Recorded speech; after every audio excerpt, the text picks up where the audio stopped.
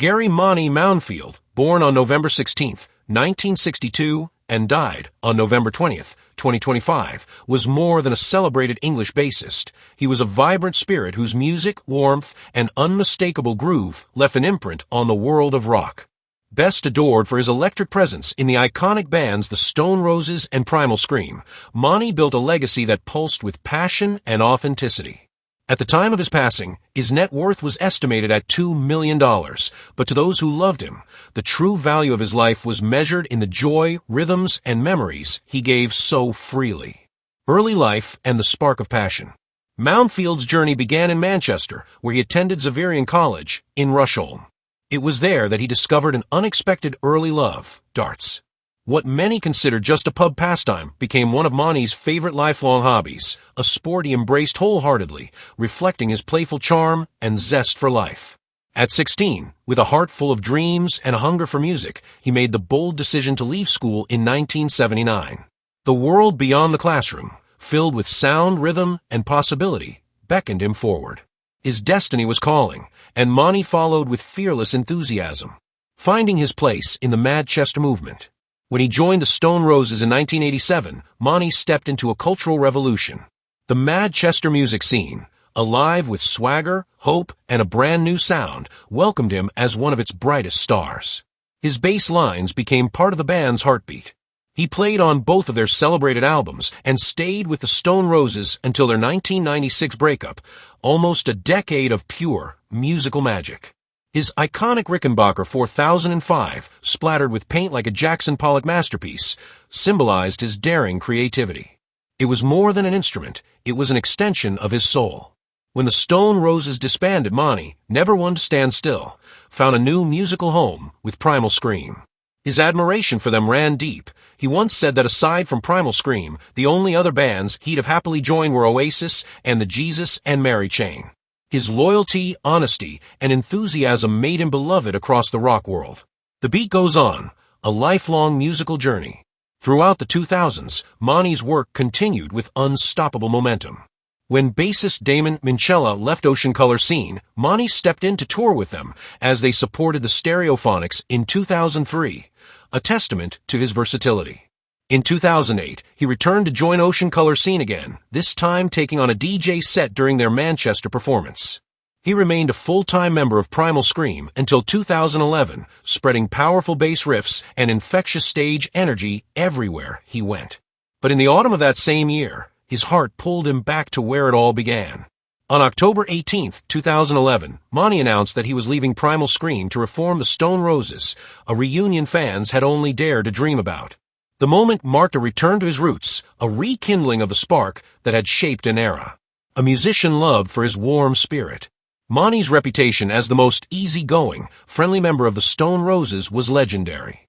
Even during the band's dramatic years, he remained a source of calm and light. His humor and sincerity made him the bridge between tension and harmony.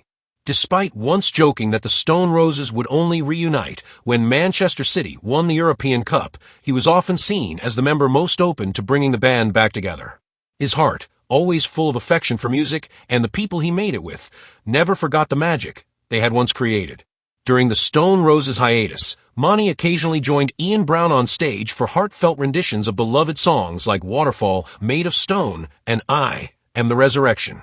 One particularly emotional moment took place in 2008 at the Summercase Festival in both Madrid and Barcelona, where he joined Brown's set while Primal Scream was also on the bill. His friendships were genuine, deep, and enduring, and they carried him through every chapter of his musical life. On screen and in supergroups, Monty's vibrant personality reached beyond the stage. He made a cameo appearance in the 2002 film 24-Hour Party People, a loving tribute to the Manchester music scene he helped shape. He also joined forces with Andy Rourke of the Smiths and Peter Hook of Joy Division/New Order to form the supergroup Freebase. Though the band dissolved before releasing their debut album, It's a Beautiful Life, in 2010, Monty's willingness to explore new musical avenues only reinforced his restless creativity. In 2007, he appeared at Manchester vs. Cancer, DJing with passion and joining Ian Brown to close the event with an unforgettable performance of I Am the Resurrection.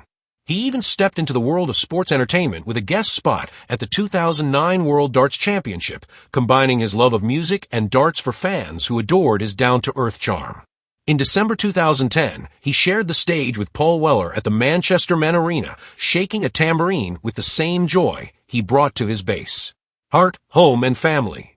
Beneath the rocker's exterior was a man full of love for his family and roots.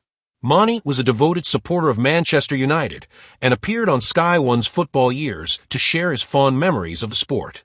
He often spoke proudly about being Mancunian Irish, raised to cheer for Ireland just as loudly as he did for his hometown teams. His identity was woven from both cultures, carrying a sense of heritage he cherished. One of the most tender chapters of Monty's life began during the long, draining 13-month recording of the Stone Roses' second album, Second Coming, at Rockfield Studios in Wales. There, he met his future wife Imelda, the woman who filled his world with warmth. Together, they had twin sons, forming a family filled with love and laughter. Tragically, Imelda fell ill with bowel cancer and passed away in November 2023. Her loss devastated Monty, who had adored her with all his heart. Friends said a part of him dimmed with grief, though he continued to honor her memory in quiet, tender ways. Since 1991, Monty had made his home in Heaton Moor, Stockport, where neighbors knew him as kind, approachable, and genuine, not just a rock star but a good man. In 2019, he received the Maid of Athy Award from Athy & Company, Kildare, his mother's hometown. The honor touched him deeply, reconnecting him with his roots and the people who helped shape him. A loss felt across the music world.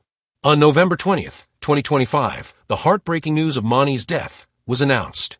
His brother Greg shared the devastating update on Facebook, writing with staggering grief, "It is with the heaviest of hearts that I have to announce the sad passing of my brother. Gary Monty Mounfield R.I.P." In a quiet whisper of love, he added, reunited with his beautiful wife Imelda. Monty is believed to have died at his home in Heaton Moor after collapsing from a seizure. Although an ambulance was rushed to the scene, he could not be revived. His passing sent shockwaves through the music community, and friends close to him were shattered by the news. According to sources, Noel and Liam Gallagher were told of Monty's death just hours before Greg made the public announcement. The two brothers, icons of the same Manchester scene Monty helped define, were said to be absolutely heartbroken. His death came only 2 years after losing Imelda, his soulmate. Their twin sons, now grieving both parents, remain in the prayers of fans and friends around the world.